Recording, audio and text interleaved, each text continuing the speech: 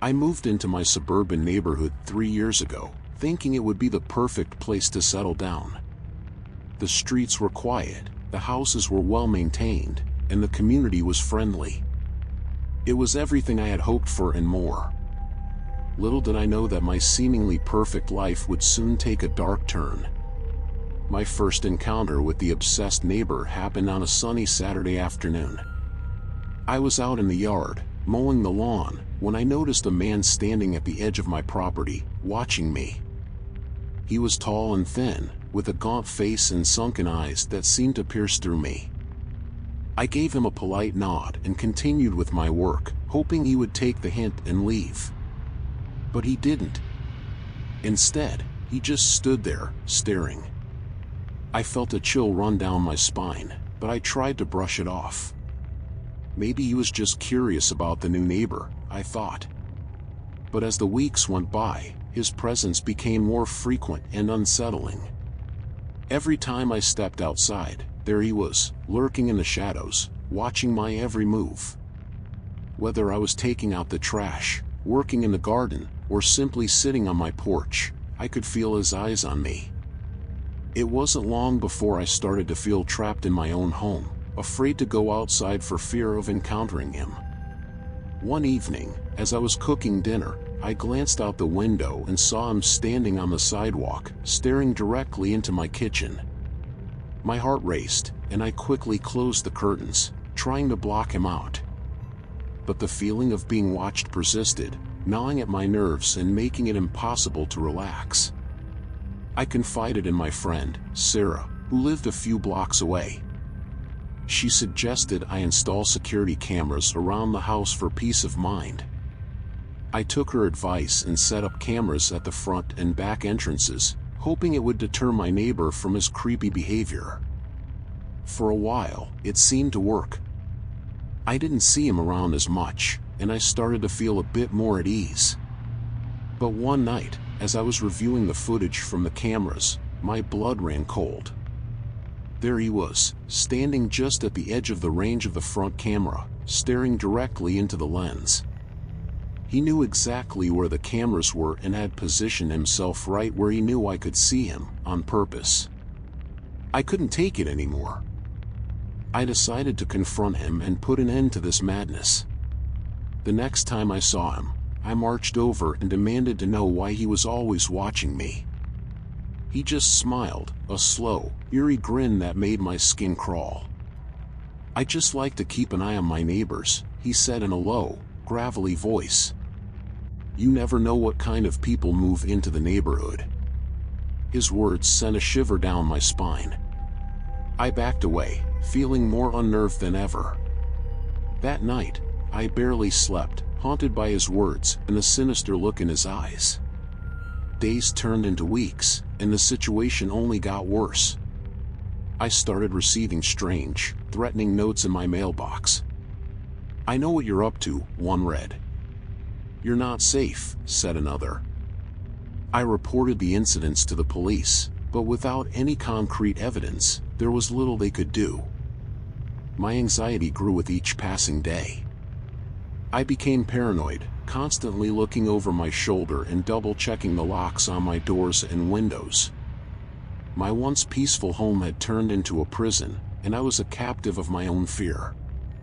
One night, I was jolted awake by a loud banging on my front door. My heart pounded as I grabbed my phone and called the police. I crept downstairs, clutching a baseball bat for protection. The banging continued, relentless and menacing.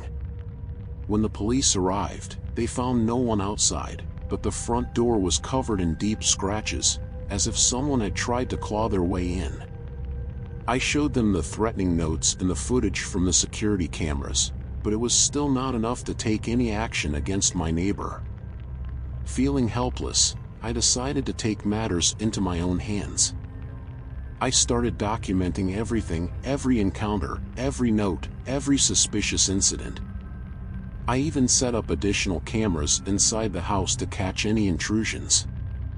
One night, as I was reviewing the footage from the living room camera, I saw something that made my blood run cold. There, in the corner of the frame, was my obsessed neighbor, standing in my living room, staring at me as I slept on the couch. He stood there for what felt like hours before slipping back out the way he had come. I couldn't believe what I was seeing. How had he gotten inside? I rushed to check all the doors and windows, but everything was locked. It was as if he had simply materialized inside my house. I took the footage to the police, hoping this would be the evidence they needed. They promised to increase patrols in the neighborhood and keep a closer eye on my neighbor, but I could tell they were skeptical. They suggested I stay with a friend or family member for a while, just to be safe. I packed a bag and went to stay with Sarah. I couldn't bear the thought of being alone in that house any longer. While I was away, the police conducted a thorough search of my property but found no signs of forced entry or anything else out of the ordinary. Feeling defeated, I returned home, hoping that my absence had deterred my neighbor from his sinister behavior. For a few weeks, things seemed to be normal again. But then, one night, I heard the familiar tapping on my window. I froze, my heart pounding in my chest. I knew it was him. I grabbed my phone and called the police, my hands trembling. The tapping grew louder, more insistent. I crept to the window and peered through the curtains, expecting to see my neighbor standing outside. But there was no one there. The tapping continued, and I realized with a sinking feeling that it was coming from inside the house. I followed the sound to the living room door, which stood slightly ajar. The hairs on the back of my neck stood up as I pushed the door open and stepped inside. The living room was dark. I shone my flashlight around, trying to find the source of the noise. In the corner, I saw a figure crouched in the shadows. My heart skipped a beat as I realized it was my neighbor, his eyes wide and manic. I turned to run, but he lunged at me, grabbing my ankle and pulling me to the ground. I kicked and screamed, trying to break free. Just as I thought I was done for, I heard the sound of sirens in the distance. The police burst into the living room, pulling my neighbor off of me and handcuffing him. As they led him away, he glared at me with a look of pure hatred.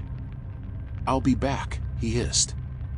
The police assured me that he would be locked away for a long time, but I couldn't shake the feeling of dread that had settled over me.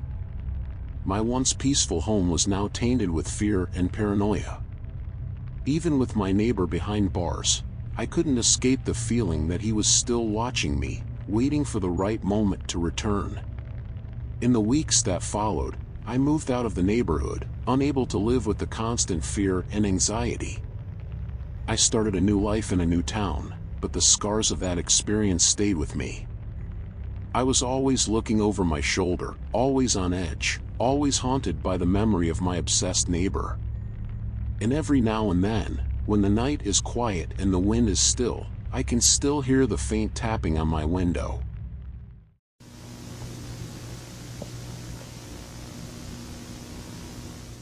Living in an urban apartment complex has its perks: the convenience, the sense of community, and the security. At least, that's what I thought until I encountered what I called the night stalker. It all started on an ordinary Tuesday evening, after I had finished my late shift at the local diner. As I walked down the dimly lit hallway towards my apartment, I felt a strange chill in the air. I shrugged it off, attributing it to the building's faulty heating system. I unlocked my door and stepped inside, the familiar scent of my vanilla-scented candles welcoming me home. I locked the door behind me, bolting it for good measure. Living alone, I always took extra precautions. After a quick shower, I settled into my routine, reheating leftovers, catching up on a few TV shows, and checking my social media. As the hours passed, I began to feel an unsettling sense of being watched. I glanced at the window, half expecting to see someone standing outside, but there was nothing. Just the dark, quiet street below. Trying to shake off the unease, I turned off the TV and headed to bed. Just as I was about to drift off, I heard a faint tapping sound. My heart skipped a beat. I strained my ears, trying to pinpoint the source. The tapping grew louder, more insistent. It seemed to be coming from the hallway outside my apartment. I got out of bed and cautiously approached the door. I pressed my ear against it, and the tapping stopped.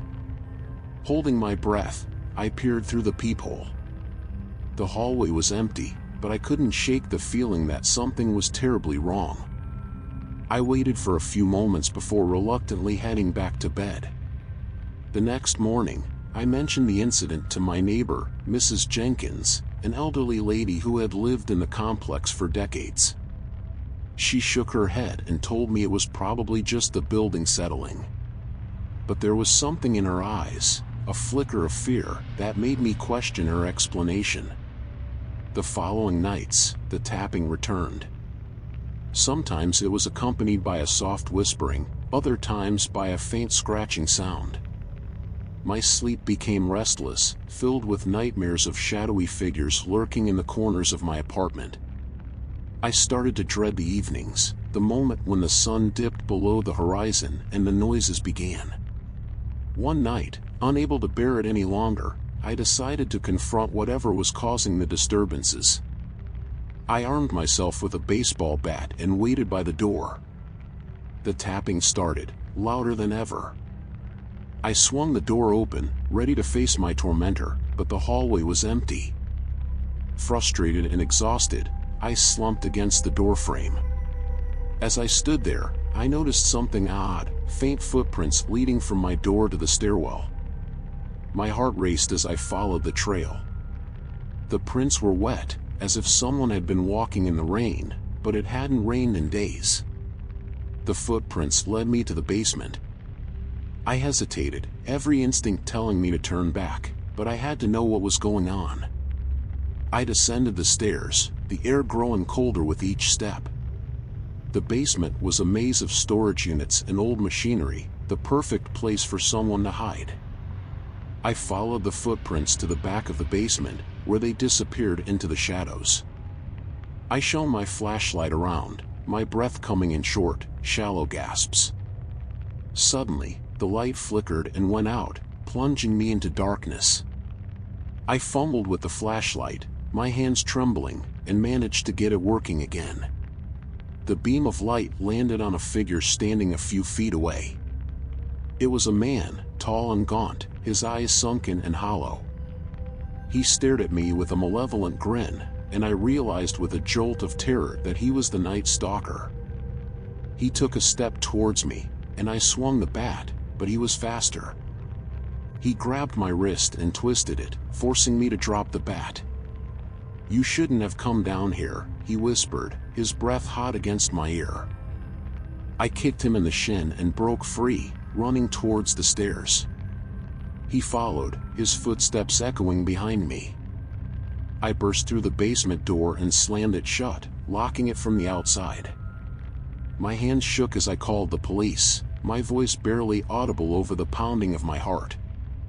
The police arrived within minutes, but when they searched the basement, they found no sign of the man. The footprints had disappeared, and there was no evidence that anyone had been there. They assured me that they would increase patrols in the area, but their words did little to calm my nerves. For weeks, I lived in fear, jumping at every sound and constantly looking over my shoulder. The tapping stopped, but the sense of dread lingered. I installed additional locks on my door and even set up a security camera in the hallway, but I couldn't shake the feeling that the night stalker was still watching me, waiting for the right moment to return. One night, as I reviewed the footage from the security camera, I saw something that chilled me to the bone. There, in the grainy video, was the night stalker, standing outside my door, his eyes fixed on the camera. He smiled and raised a finger to his lips, as if to say, "This isn't over." I moved out of the apartment complex the next day, leaving behind everything I couldn't carry. I never told my neighbors where I was going, and I changed my phone number to ensure that I couldn't be tracked. But even now, in my new home, I can't escape the feeling that the night stalker is still out there, watching and waiting for the right moment to strike again. The fear lingers, a constant reminder that sometimes, the most terrifying horrors are the ones that live next door.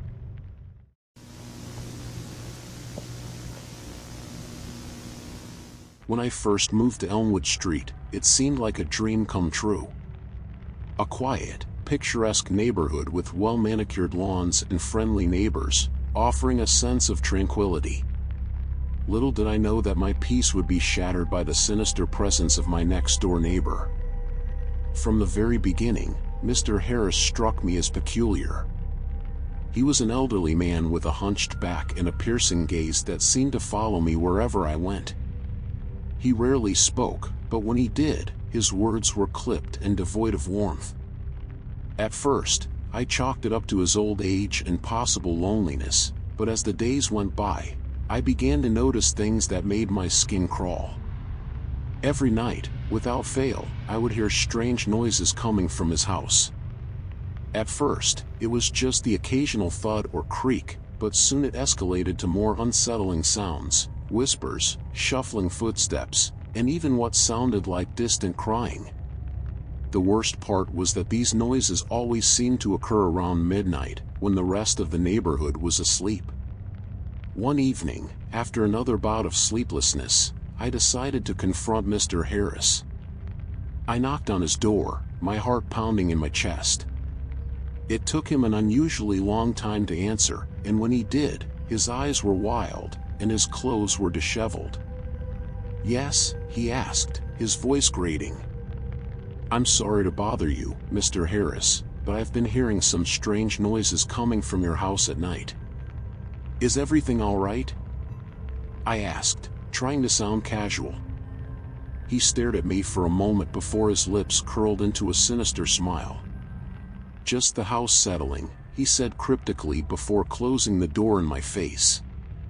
That night, the noises were louder than ever. I lay in bed, clutching my blanket, every nerve in my body on edge. Suddenly, I heard a faint tapping on my window. My breath caught in my throat as I slowly turned my head. There, standing in the darkness, was Mr. Harris, his eyes glowing with an eerie light. He pressed his face against the glass, and I could see his lips moving, though I couldn't hear what he was saying.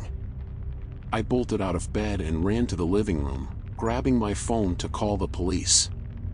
When they arrived, Mr. Harris was nowhere to be found. The officers searched his house but found nothing out of the ordinary. They assured me that he was probably just a harmless old man, but I knew better. There was something deeply wrong with him.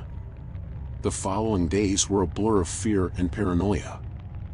I couldn't shake the feeling that I was being watched. I started to notice Mr. Harris lurking in the shadows, his eyes always fixed on me. It felt like he was waiting for the perfect moment to strike. One evening, as I was cooking dinner, I heard a loud crash coming from my basement. I grabbed a flashlight and cautiously made my way down the stairs. The beam of light cut through the darkness, revealing a scene that made my blood run cold. Mr. Harris was standing in the middle of the room, surrounded by broken jars and old newspapers. He looked up at me, his eyes wide with madness. "Get out!" I screamed, backing away. He lunged at me, but I managed to dodge and run back upstairs, slamming the door behind me. I called the police again, but by the time they arrived, Mr. Harris had vanished. They searched his house once more and discovered a hidden room filled with disturbing items, photographs of me taken without my knowledge, strange symbols drawn on the walls, and even a makeshift altar. The police took Mr. Harris into custody, but the damage was already done. I couldn't shake the feeling of violation and terror that he had inflicted upon me. I moved out of Elmwood Street shortly after, hoping to leave the nightmare behind. To this day, I still wonder what drove Mr. Harris to become so obsessed with me. Was it madness, or was there something more sinister at play? The lack of answers only adds to the lingering fear, a reminder that sometimes, the most terrifying horrors are the ones that lurk right next door.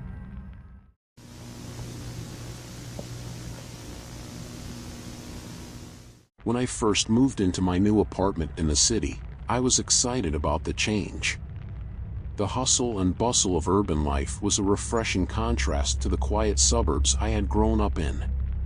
The building itself was modern, with friendly neighbors and a sense of community that made me feel at home almost instantly. One of the first people I met was an elderly woman named Mrs. Collins. She lived in the apartment directly below mine and often spent her evenings on the front steps, chatting with other residents. She was kind and welcoming, always ready with a smile and a piece of advice about living in the city. But there was one neighbor she warned me about right from the start, Mr. Harper. He lived at the end of the hallway on my floor, in an apartment that seemed perpetually shrouded in darkness. Mrs. Collins told me he was a recluse, rarely seen outside his apartment, and when he was, he never spoke to anyone. At first, I didn't think much of it. Every building had its odd residents, and I figured Mr. Harper was just one of those solitary types who preferred his own company. But as the weeks went by, I began to notice things that made me uneasy. Late at night, I would often hear strange noises coming from his apartment. The sounds were faint but distinct, scratching, shuffling, and sometimes even low whispers. I convinced myself it was just my imagination, amplified by the unfamiliarity of my new surroundings. One evening, as I was returning from work, I passed by Mr. Harper's door and noticed it was slightly ajar. A dim, flickering light spilled out into the hallway. My curiosity got the better of me, and I peered inside. The apartment was dark and cluttered, filled with strange, shadowy shapes that I couldn't quite make out. Just as I was about to turn away, the door creaked open further, and Mr. Harper appeared. He was tall and gaunt, with hollow cheeks and deep-set eyes. I stammered an apology and hurried back to my apartment, my heart pounding in my chest. From that night on, I became increasingly aware of Mr. Harper's presence. I would see him in the hallway, standing silently in the shadows, watching me with those unsettling eyes. He never spoke, but his gaze was enough to send chills down my spine. One weekend, I invited some friends over for a small gathering. We were laughing and having a good time, enjoying some drinks and music, when there was a sudden knock on the door. I opened it to find Mr. Harper standing there, his face twisted in anger. "Keep it down," he hissed, his voice low and menacing. "Some of us are trying to sleep." I apologized and promised to keep the noise down, but the encounter left me shaken. My friends noticed my discomfort and asked about it, but I brushed it off, not wanting to ruin the evening. However, the party ended earlier than planned, and my friends left, concerned about my strange neighbor. That night, as I lay in bed, I couldn't shake the feeling of being watched. The shadows in my room seemed to move and shift, and every creak of the building made me jump. I tried to tell myself it was just my imagination, but deep down, I knew something was wrong. A few days later, I bumped into Mrs. Collins again. I confided in her about my encounters with Mr. Harper, hoping she might have some advice. Her expression grew serious, and she lowered her voice. "There's something not right about that man," she said. "I've lived here for years, and he's always been strange. Keeps to himself, never speaks to anyone. And those noises, I've heard them too." Her words did little to ease my anxiety. That night, as I lay in bed, I heard the scratching noises again, louder this time.